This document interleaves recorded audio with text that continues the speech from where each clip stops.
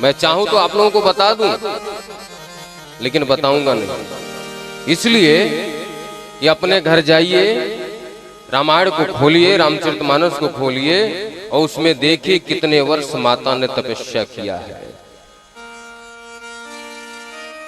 अब फिर पता चले हम 2-3 दिन बाद पूछ लेंगे तो आपको बताना पड़ेगा। ध्यान रखना इस बात, सबको पता होना चाहिए। ये आप लोगों को पनिशमेंट, सजा। प्रत्येक के घर में रामचरितमानस होना चाहिए, प्रत्येक के घर में श्रीमद् भागवत महापुराण होना चाहिए। यदि ऐसा नहीं है तो अपने आप को सनातन हिंदू कहना छोड़ दो। आप अन्य किसी भी धर्म में आप जाओ, प्रत्येक के घर में आपको मिलेगा उनका ग्रंथ। और हम लोगों के घर में दुनिया भर की किताब कॉपी मिल जाएंगे, पत्रिका मिल जाएगी, लेकिन श्रीमद् भागवत महापुराण रामचरितमानस नहीं है। ये मेरा दुर्भाग्य है। जब हम नहीं पढ़ रहे तो अपने बच्चों को क्या बताएंगे?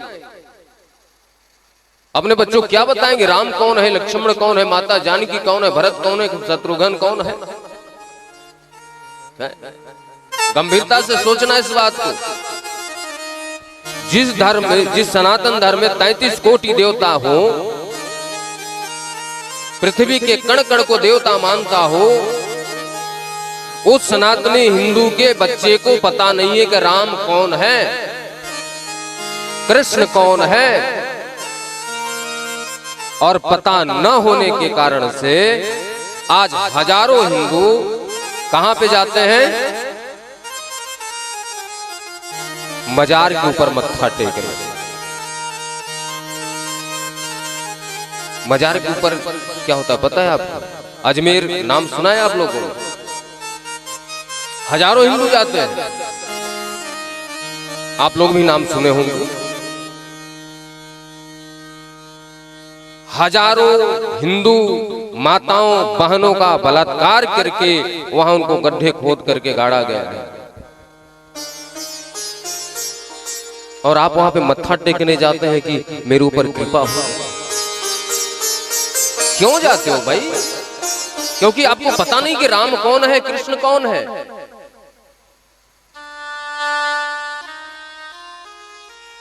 आपको पता नहीं कि हमारे भगवान क्या कर सकते हैं, आपको बताया नहीं गया। 3 थाली खाओ, सो जाओ, मरने दो बच्चे को, नरक में जाने दो।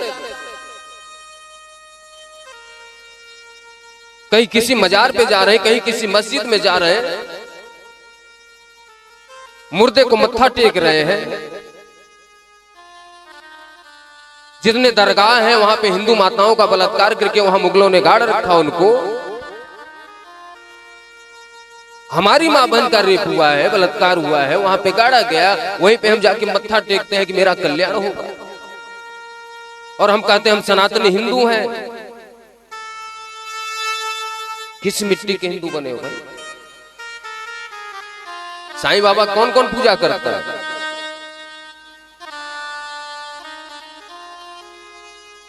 यदि आपके पड़ोस में भी कोई करता हो तो मना कर देना उसको।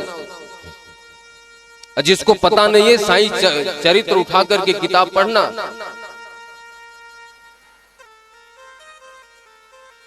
भारत का रहने वाला नहीं है, जाति का मुसलमान, मांस खाने वाला, हिंदू संत का कत्ल करके उनको गाड़ देने वाला, हिंदू औरतों को मां बहन की गाली देने वाला,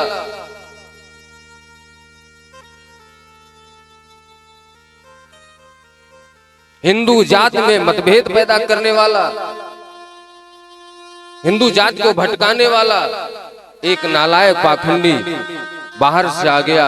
आज हजारों हिंदू ओम साईं, ओम को भी बदनाम कर रहे हैं, राम को भी बदनाम कर रहे हैं, ऐसे पापी के साथ जोड़कर। अब जानते हो कितने हिंदुओं को भ्रष्ट किया साईं ने? चावल में बकरे का मांस मिला करके खुद उसने किताब लिखा है, उस किताब में ये प्रमाण है।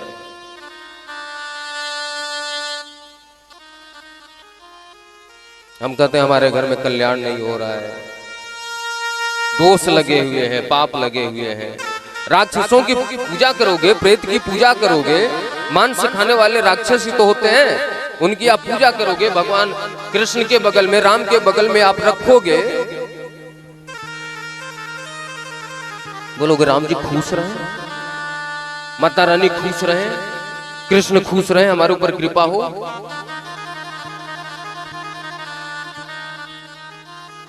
हिंदुओं में संत होता है, फकीर नहीं होता। और साईं को क्या बताया गया?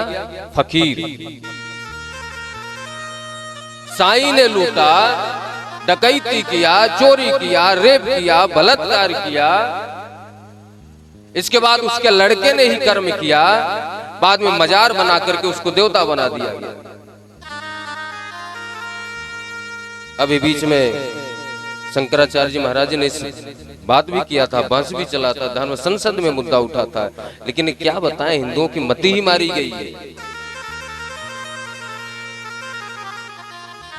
साधु संत मत्था फोड़ने पत्थर के ऊपर, तब पर भी हिंदुओं के समझ में नहीं आएगा कि सही क्या है, गलत क्या है। वो करेंगे अपने मन में।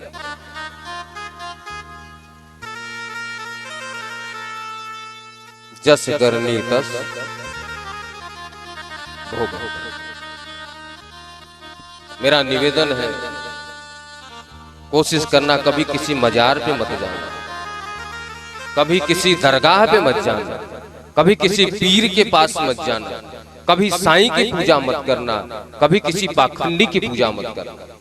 नई पूजा करनी, आप अपने केवल माँ की पूजा करो, बाप की पूजा करो, मतलब उसकी सेवा करो, अपने परिवार की सेवा करो, लेकिन ऐसे अधम लोगों का पूजा करने से आपको नरक ही मिलेगा।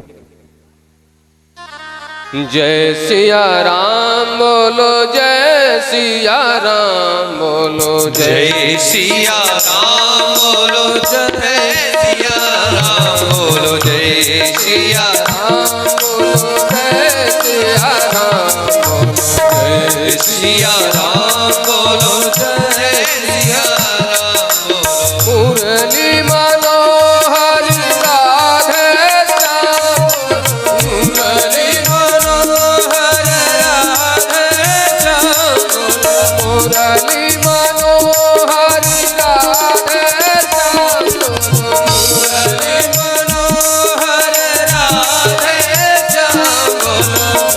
सिया राम बोलो, जय सिया राम बोलो, जय सिया राम बोलो, जय सिया राम बोलो।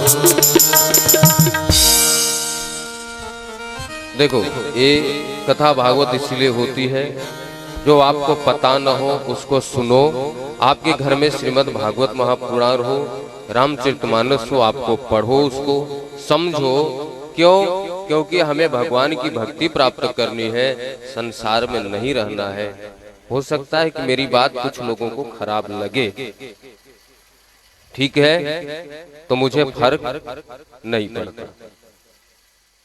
इसलिए नहीं पड़ता क्योंकि मैं अपने प्रभु का गुणगान करता हूं। मैं वही बात कर रहा हूं जो शास्त्रों में लिखा गया है, जो पुराणों में लिखा गया है। इसलिए मेरा निवेदन है, धर्म संगत बात करो, धर्म की संगत करो। भगवान भोलेनाथ के विवाह में हम लोग यथाशीघ्र चलते हैं, बाकी सारी कथा आप लोगों की पता ही है। दक्ष ने अपमान करने के लिए यज्ञ किया था, सती मैया गई, भोलेनाथ का स्थान नहीं था, उन्होंने अपने शरीर का त्याग कर दिया। फिर मैया ने तपस्या किया, देवता लोग जाग करके भोलेनाथ को बोले कि ब्याह कर लो। भोलेनाथ की बारात की तैयारी हो रही है, समय नहीं है, जल्दी बारात में चलना है। सब लोग तैयारी में बैठे हुए बारात में चलने के लिए, तो चलो हम लोग यथाशीघ्र बारात में चलते हैं। और भगवान भोलेनाथ ससुराल पहुंचे, भूतों की बारात है।